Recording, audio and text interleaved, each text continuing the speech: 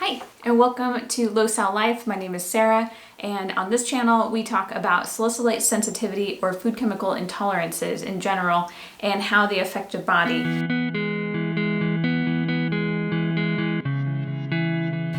Most people look first at allergies if they're starting to feel sick, like whether they're having IBS or skin issues or respiratory issues. They'll start looking to see which foods they can remove, and generally they look at proteins, which are typical protein allergies. They can go to the doctor, they can get a skin prick test, they can find out if they're sick or not when they consume those products. Often it kind of stops there unless you are working with somebody who's familiar with other types of intolerances like fructose intolerance or maybe FODMAPs, which is certain type of sugars that are present in a mixture of foods. They might try something like that. Gluten intolerance is another one, again, if celiac isn't the issue. So there's lots of different types of food issues, but until recently, food chemical intolerance really has been overlooked. For myself, I've had it my entire life. I'm sure I've always suffered with food. 2 years ago, I realized that I had a food chemical intolerance specifically to salicylates.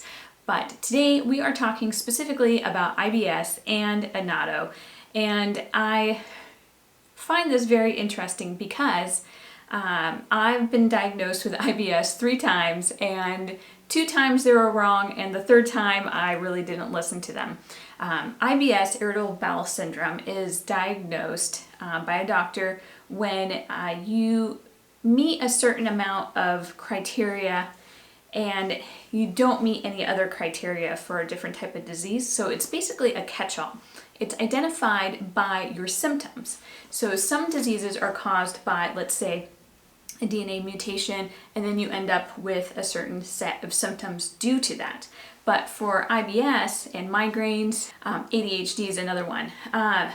They'll look at like if you hit like 7 out of 10 of these things, or if you don't fit this criteria, then we're going to diagnose you with that. But there could be a whole bunch of different types of causes that end up having the same set of symptoms. With IBS, for myself, I got diagnosed with it in 2006. I was having a lot of stomach problems. Turned out I ended up having a Helicobacter pylori infection from drinking some contaminated food or water. I got treated for it, and then 6 months later I went back with the same symptoms, and they diagnosed me with IBS again. And they were wrong again because I later got diagnosed with Helicobacter pylori a 2nd time. And then when I didn't get better, about a year later, they told me I had IBS again, in which case I didn't listen and I changed my diet, and most of my symptoms improved. At that time I went on a gluten-free diet, which improved my symptoms. It didn't take care of all of them. And the biggest thing, hindsight, was that it was actually the folic acid that was really bothering me.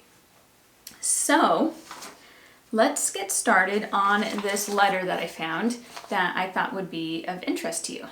So this is an older article. It was written in 2009, but it doesn't have a lot of notice. Like it doesn't show up. It's not original research, but it is still very valuable. This is kind of more considered a case study.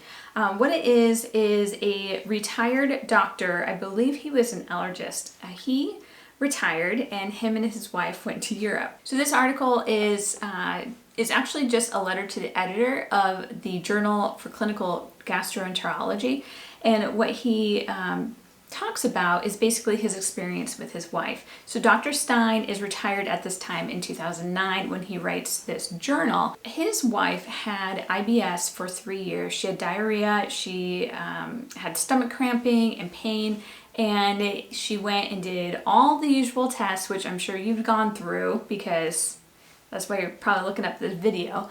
You're looking for other options. So she went and did it all, including a colonoscopy, and everything came back as normal or unremarkable, or she was healthy, but obviously she wasn't healthy because she was having diarrhea every day for 3 years or off and on, and horrible symptoms. So, he retires. They go to Europe for 37 days, and during that time, she didn't have any symptoms of her IBS. What a blessing to go on a trip, have IBS, to think about how are you going to manage like finding public restrooms and managing and taking care of your condition, and thinking about like what trips can we go on that's not too far, away from a bathroom and that kind of thing. So she goes on this trip and doesn't have any issues. And then she ended up having a coffee one morning and got sick almost right after. So the doctor and her started putting two and two together that maybe it was something that she was eating at home that she also had that day when her symptoms started. And sure enough, it turned out to be Annatto, a food colorant that is added to foods across the world, and she ended up being sensitive to it. So the doctor ended up writing this letter.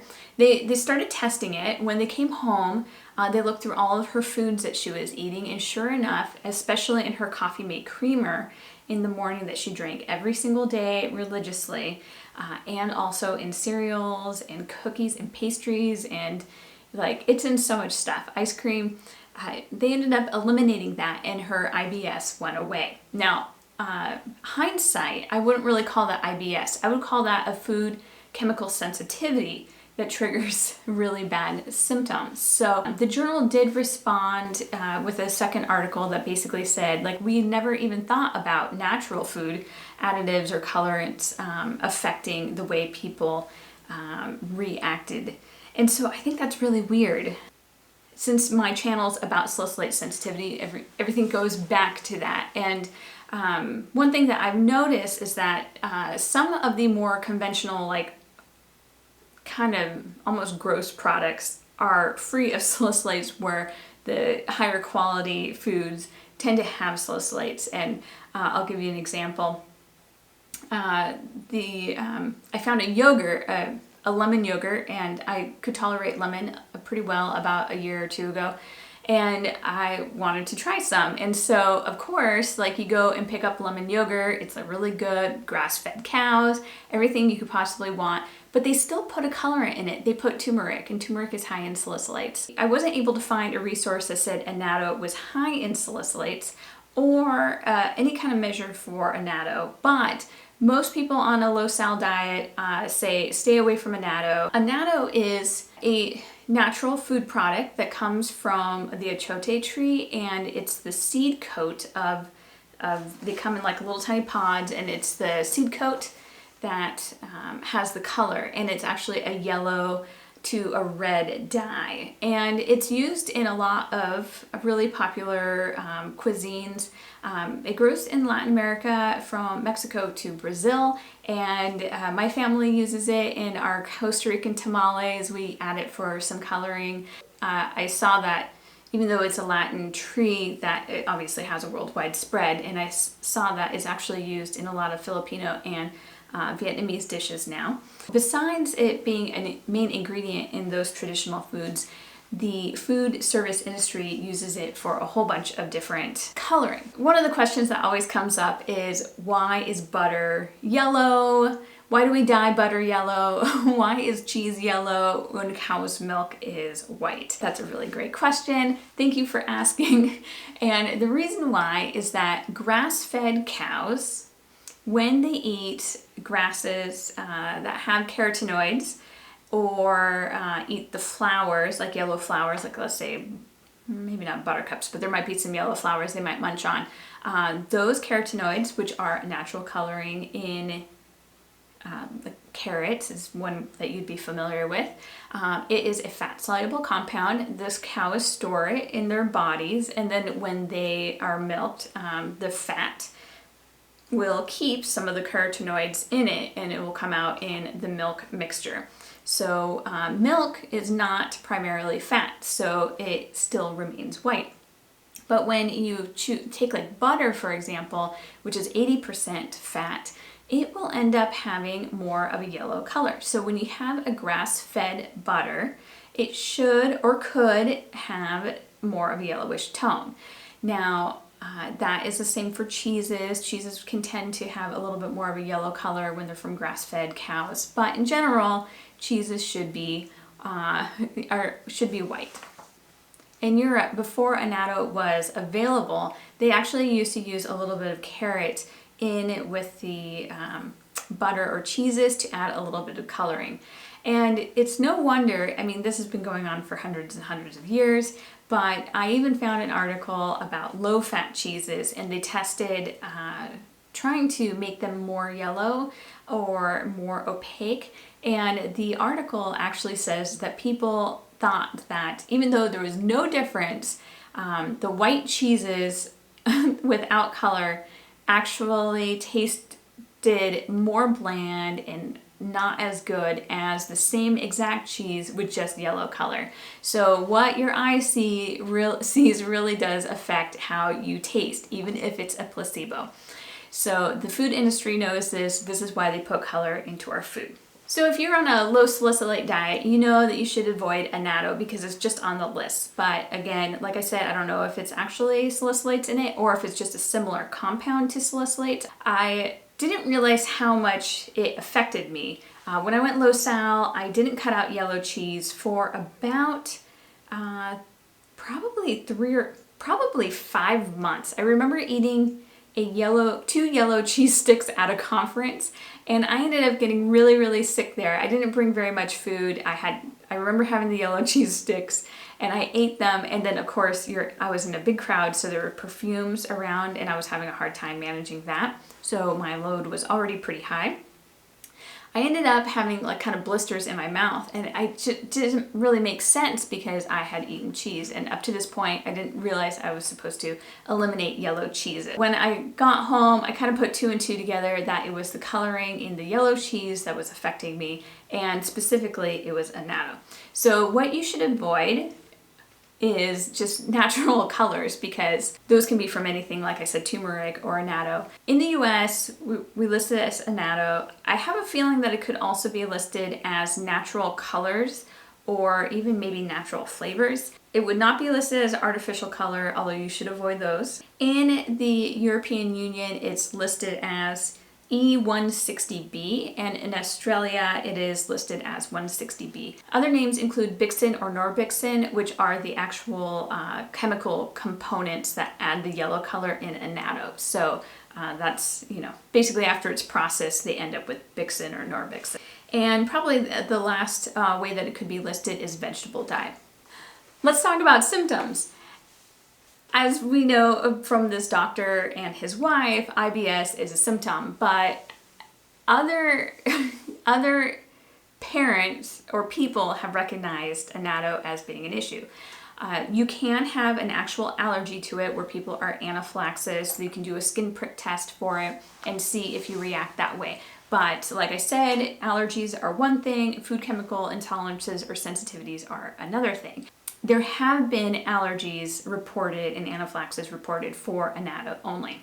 On fedup.com.au, which covers salicylates, other chemical food issues, and lots of colorants, they have a running list of ways that parents have noticed their kids acting with annatto. And so they have one that has come up repeatedly, besides just poor behavior and hypersensitivity, is head banging. So kids are doing head banging when they have annatto, and it might just be a little tiny bit of coloring in some vanilla ice cream. That was kind of the biggest one that I noticed. Again, some were from Doritos or from cheesy meals that used annatto for color. So that was an interesting behavioral issue. Again, headaches, hives, trouble breathing, sleep disorders. Those are all complaints that people have noticed over the years to annatto specifically. One interesting symptom that I saw twice on the FedUp site was color attraction. So in 2 cases, there were kids that were basically obsessed with the color yellow. They would wear a ton of yellow, like their friends would comment on how much yellow. They would always pick like the yellow markers, that kind of thing. And that behavior went away when they stopped consuming annatto. So kind of an interesting little behavior that was caused from a food. And one of the hardest things about annatto is that it's natural. So it's a natural food coloring. The US takes it completely they don't consider it as severe as artificial food coloring, and so it can end up in a lot of foods. Which foods is annatto in that you wouldn't really think about? So the doctor in this letter has a list of foods, and I will just read some of them. Yellow cheese, obviously a dairy that has any creamy or yellow color to it, has annatto in it. Food makers are going to be less inclined to actually put yellow dye in there, like Mountain Dew or something, right? They want their artisanal cheeses with all natural products. Crackers, Triscuit actually has annatto in it. And this was in 2009, so they may have changed their formulations. Cereals, I did find, my husband eats a lot of cereal. I looked and I noticed that his Cheerios, his off-brand Cheerios had annatto color added to them. Wishbone Italian dressing, light-colored ice creams, vanilla, butter pecan, vanilla swirl, chocolate chip, anything that kind of has that white base that's not really a pure white. Some yogurts, Coffee Mate, Cremora and non-dairy creamers, gourmet mustards, some capsule medications and vitamins and minerals. Rice noodles, I thought this was really interesting. I do like rice noodles, and I know a lot of people have issues with rice products in the salicylate community, so I'm kind of curious if any of them actually have annatto in it. He mentions pad thai and Chinese rice noodles have it, and then of course pure rice is okay because they're not adding it to it. And the last one that he thought was crazy was powdered donuts or baked pastries. It's crazy to think that even noodles, I was gluten-free for so long, it's crazy to even think that noodles have annatto, but I wonder how long have I been sick from consuming annatto. And like I said, my reactions, they were really actually quite, it was just, I was always chronically ill, but once I took it out, all my salicylates, then the annatto, then I started having reactions to specific items, and they were more severe. All right, just some things to consider. Annatto, while it might be natural, like many of the high-sal foods that we avoid, it can cause problems for people, even if you're not salicylate sensitive. I want that to be clear. But I do think it's interesting that this doctor in particular noticed that it did cause IBS symptoms for his wife. I hope this gives you a little light bulb to go off. If you have kids with behavioral problems and you know your gluten-free diet's not working, like maybe consider really keeping an eye on the chemicals, the natural foods that you're feeding your kids. So I hope this helps, and I think that's all for today. If you like this video, please like and subscribe.